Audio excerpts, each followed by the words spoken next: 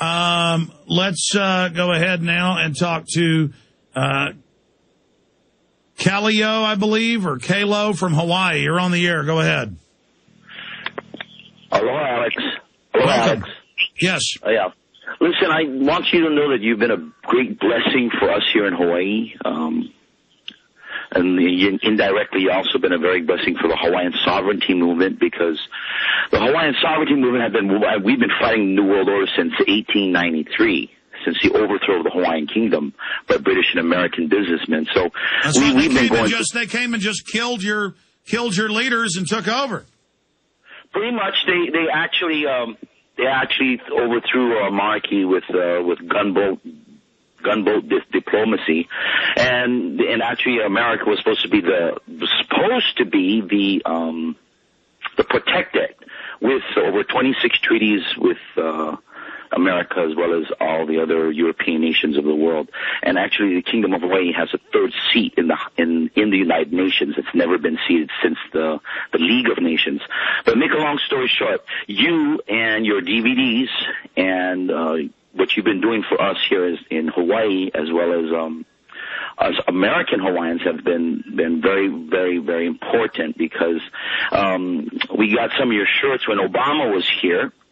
We had the Joker shirts, and we kind of hid them underneath all of our shirts. And as he was pulling into his complex, he was smiling, and we opened up the shirts, and you saw it, and you could see his face just dropped. You could tell he was really he was a little rattled by it. Yeah, this is somebody who can't run a scam on. And stay there, because I want you to be able to continue to comment. But Red, look how fast the hoax of Obama has imploded. This is really shaking the system up. Absolutely. In some respects, Obama's the best thing that's happened to our country in a long while. From Hawaii, anything else, sir? Yeah. Is it Kaleo? How do I pronounce your name? Kaleo? It's Kaleo. Okay, great. Go ahead, sir. Yeah, so, and when he saw it, now this is his home state, so, seeing that people in his home state are hip to the deception and the lie of the New World Order, and we realize that he's a puppet, I think it had a little rattling effect on him, because I think he comes to Hawaii to try to get away from all of that. And when he comes back here and he's confronted with that same reality, it's almost a look in the mirror, Oh, it's very important just to let the globalists know that we're aware of them and don't like them, because they get off on the fact that they're conning us.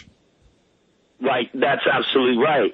But I just want you to know, I was turned on. We have a radio station here. I'd really love to get your radio station streamed in here. And we've been working a lot of productions through local TV, actually public TV. A lot of your programs we've been airing on what they call Olelo, which is the speak or talk television.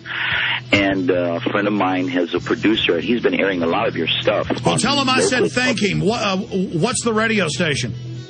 It's called Olelo. It's Channel C. It's a TV station. We've been airing your DVDs on that. And got it. You're awesome. God bless you.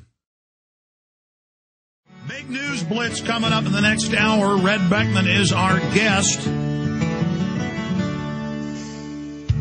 I saw a story last week where Walgreens wouldn't develop photos of a man's gun collection for his insurance. You're supposed to take photos of your stereo, computer, stuff like that, guns.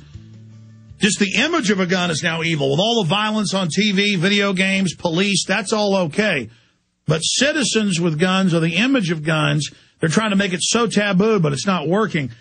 This is New York Daily News. Laura Timoni fumes after her son, Patrick 9, his dad's a cop, is busted for bringing a 2-inch long toy gun, a plastic G.I. Joe gun for the G.I. Joe figure.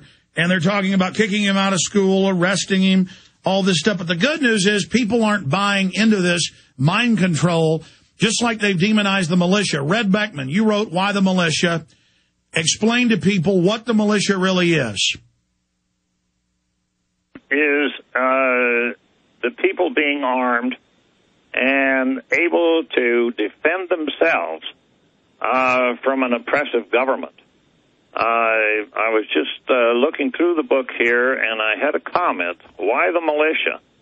And I said, for the same reasons we had in 1775 You remember the history of how the British general in Boston ordered the troops to go out to Lexington and confiscate the powder and the shot that the Patriots were collecting, anticipating a war or a revolution, whatever.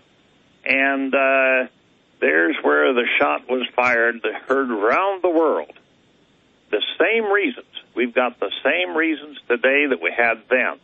And I'll tell you, if you haven't gotten yourself armed, my advice to you is do it and be part of this tremendous operation that we've got going in this country to restore our lawful government. And this détente, if they hit us, we're going to be equipped to hit them back. And we're going to hit them back a lot harder than they hit us. So they better not be playing games with their false flags and all of that, because they don't know when they're going to go just a little too far and trigger this reaction like we had in Concord Square back there in April 19th of 1775.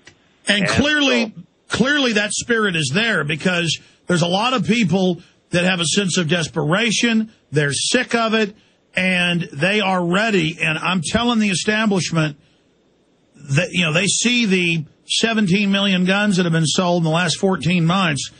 I'm telling you, we're trying to restrain the population, but there are a lot of people, especially a lot of people above 50, veterans, who just want to go ahead and fight. Go ahead. But the book, Why the Militia, explains how we can avoid having to go to that kind of effort to restore lawful government.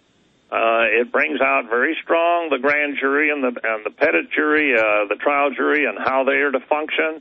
It talks about the Federal Reserve Bank. And by the way, when have you heard anybody talking about what happens to the Federal Reserve if we could abolish the Federal Reserve, and if the assets of the Federal Reserve was restored to the Treasury of the United States? Stop right there, Red. I'm going to twist your arm for 5 more, because you brought that up.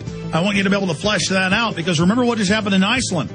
They were telling the country they owed 5 times their entire wealth to the Bank of England and the Federal Reserve when they had run the scam on record to rob them. And when the public finally said no, the banks went, oh, look, we actually have the assets to pay this off. Stay there.